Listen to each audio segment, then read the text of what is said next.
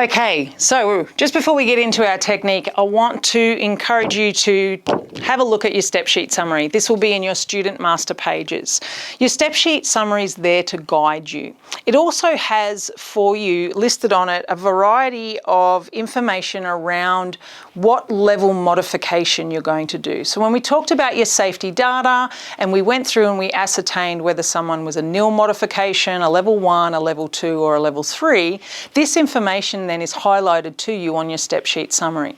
The beauty of your step sheet summary also is you can have it sitting on your client. It's light enough that they're not going to feel it while you're learning, so that if you lose your place, because you know when you're inhaling a lot of oils you can kind of forget where you're up to, and that's what your step sheet summary is there for. So when we're looking at our step sheet summary, if we look here, it says step 1, we're talking about valor balance. There's 3 numbers here. You've got 6, 4 and 2. 6 is a nil modification, that's the full amount of drops. 4 is a level 1. 2 drops, or the number 2, is a level 2. And a level 3 is diluted carrier oil, 1 drop to 4 drops carrier oil. So when we use a diluted amount, so if someone's a level 3 and we're using diluted oils, we'll give them the full number of drops because they're having diluted anyway, okay?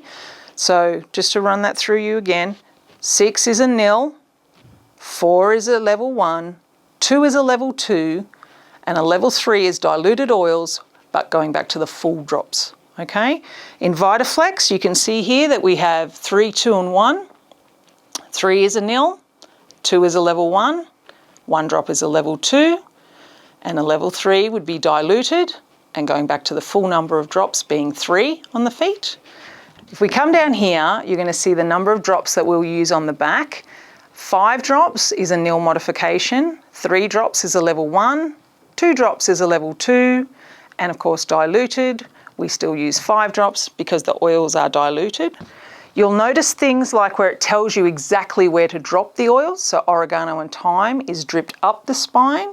If you flip over and you have a look, apologise, if we have a look down here, you don't need to flip over yet. Basil's down the bottom. It actually tells you to use 5 drops up each side of the spine. Now we'll show you that in a demonstration when we do our basil circles.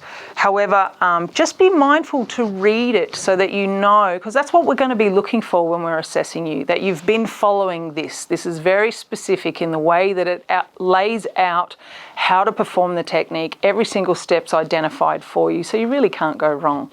Okay, so be confident with this, use it as much as you need to, but in your final assessment, you cannot have it.